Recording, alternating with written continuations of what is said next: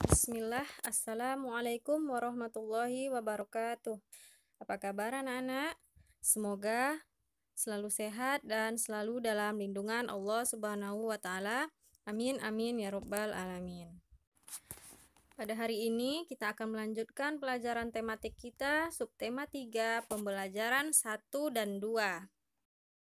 Pada pembelajaran kali ini kita akan belajar tentang energi alternatif. Kebutuhan manusia akan energi semakin lama semakin tinggi. Hal ini dikarenakan penduduk dunia semakin banyak, juga karena perkembangan teknologi yang semakin pesat. Perkembangan teknologi membutuhkan banyak energi. Bahan bakar minyak atau BBM adalah energi yang penggunaannya paling besar selama ini. Karena terlalu banyak digali, maka persediaannya semakin sedikit. Untuk mengatasi hal tersebut, dicarilah berbagai ilmu alternatif. Tujuannya untuk menggantikan bahan bakar minyak. Pembelajaran 1. Apakah energi alternatif itu? Energi alternatif adalah sumber energi yang dapat menggantikan bahan bakar minyak atau BBM. Pencarian dan penggunaan energi alternatif sebenarnya sudah lama diupayakan manusia. Namun hingga saat ini usaha tersebut belum diperoleh secara maksimal. Akan tetapi penggunaannya semakin meningkat. Usaha ini dilakukan karena semakin sedikitnya persediaan bahan bakar minyak. Apa sajakah yang termasuk energi alternatif? Nah, coba perhatikan gambar-gambar berikut ini. Yang pertama itu adalah gambar pemanfaatan energi surya atau matahari. Yang kedua, pemanfaatan energi air. Dan yang ketiga, pemanfaatan energi angin menggunakan kincir angin atau turbin. Beberapa contoh energi alternatif. Ada energi panas matahari, ada energi angin, dan energi gerak air.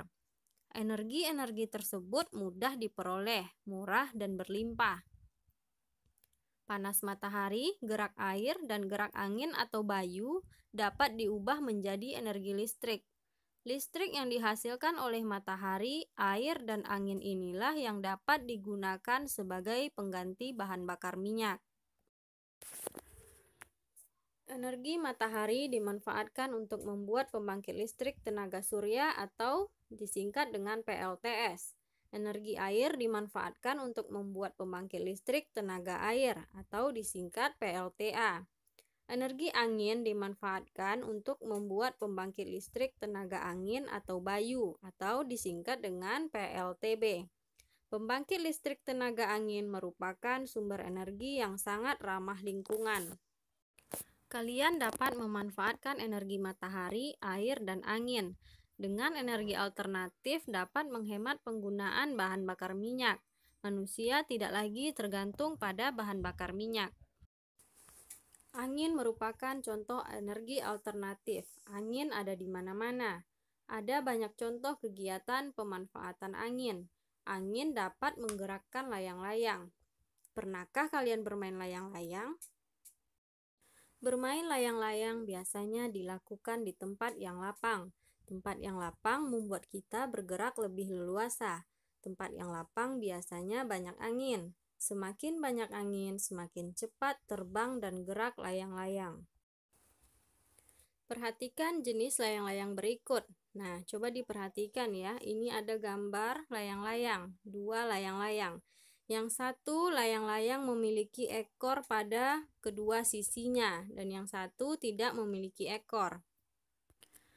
Nah, ini ada satu lagi model layang-layang yang lain. Coba diperhatikan gambarnya. Layang-layang digambar dan diberi hiasan agar menarik. Garis digunakan untuk menghias layang-layang. Bidang juga digunakan untuk hiasan tersebut. Layang-layang tersebut memiliki warna yang berbeda. Warna, garis, dan bidang menjadi motif dalam gambar layang-layang. Bermain layang-layang juga membutuhkan energi. Semakin lama bermain, semakin banyak energi yang dibutuhkan. Perhatikan contoh menentukan waktu berikut. 1. Udin bermain layang-layang dari pukul 15:30 sampai dengan pukul 16:30. Lama waktu dapat digambarkan sebagai berikut. Nah, di sini perhatikan ada dua gambar jam. Yang pertama, jarum pendeknya berada di antara angka 3 dan angka 4. Dan jarum panjangnya berada di angka 6. Jam yang kedua, jarum pendeknya berada di antara angka 4 dan 5. Dan jarum panjangnya berada di angka 6.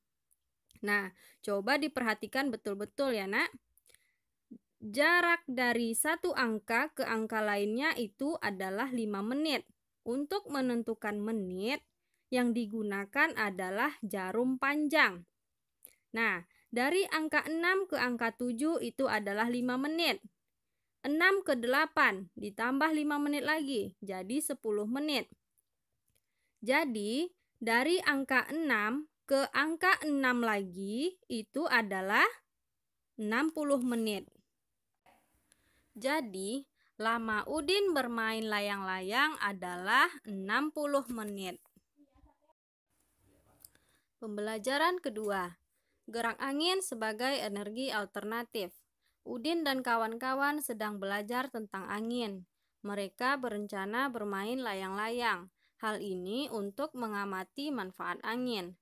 Mereka memilih bermain di lapangan yang luas. Bermain di lapangan luas leluasa untuk bergerak. Bermain di lapangan luas juga dapat angin yang cukup. Angin diperlukan untuk menerbangkan layang-layang. Angin sedang artinya angin yang tidak terlalu besar. Udin dan kawan-kawan memilih bermain di sore hari. Karena angin pada siang sampai sore hari sangat cocok untuk bermain layang-layang. Zaman dahulu angin sudah digunakan dalam layar. Angin juga digunakan untuk menggerakkan roda penggilingan padi. Gerak angin dapat dijadikan sumber energi alternatif. Energi alternatif adalah energi pengganti bahan bakar minyak. Energi angin dapat dimanfaatkan untuk pembangkit listrik tenaga angin atau Bayu atau disingkat dengan PLTB. Pembangkit ini mengubah gerak angin menjadi listrik menggunakan kincir angin. Kincir angin ini biasa disebut dengan turbin angin. Angin merupakan salah satu energi alternatif yang mudah didapat dari alam. Angin juga dapat digunakan untuk menerbangkan layang-layang. Bermain layang-layang sangat menyenangkan. Bermain layang-layang menggunakan tali. Tali juga dapat digunakan untuk permainan lainnya. Mari mencoba bermain tali. Membentuk huruf menggunakan tali sambil menggerakkan badan. Ikutilah gerakan berikut ini. Yang pertama, siapkan 2 pasang bambu seukuran pensil untuk masing-masing pemain. 2. Ikatkan tali pada ujung pensil. Ukuran tali lebih panjang dari pensil. 3. Gerakan pertama adalah berlatih menggerakkan tali. Caranya adalah menggerakkan tangan ke kiri dan ke kanan. Nah, bisa diperhatikan gambarnya ya, Nak.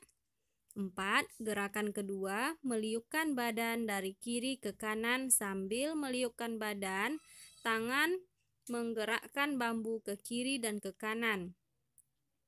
Lakukan kegiatan kombinasi gerakan berikut. Gerakan badan seperti menirukan gerak daun tertiup angin.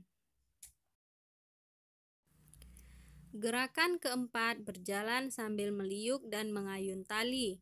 Langkah pertama, mulai dari kaki sebelah kiri. Kaki kiri di depan dan kaki kanan di belakang. Badan meliuk ke arah kiri. Saat meliukkan badan, ayunkan kedua tangan ke arah kiri. Ayunkan tangan untuk menggerakkan tali. 6. Gerakan kelima, kaki kanan di depan dan kaki kiri di belakang. Badan meliuk ke arah kanan. Saat meliukkan badan, ayunkan kedua tangan ke arah kanan. Ayunkan tangan untuk menggerakkan tali. Menikmati energi yang tersedia adalah hak manusia. Kewajiban manusia adalah menjaga ketersediaan energi. Hak dan kewajiban harus berjalan seimbang. Anak-anak memiliki hak untuk bermain. Kewajiban anak adalah membagi waktu bermain dan belajar dengan benar. Memberi kesempatan kepada semua teman agar dapat ikut bermain, termasuk contoh sikap memenuhi hak. Hak dan kewajiban harus dilakukan secara seimbang. Baiklah, sampai di sini pembelajaran tematik kita pada pagi hari ini. Sampai jumpa di video pembelajaran selanjutnya. Semoga anak-anak bisa memahami apa yang Ibu sampaikan dan Ibu terangkan. Atas perhatiannya, jazakumullahu khairan. Assalamualaikum warahmatullahi wabarakatuh.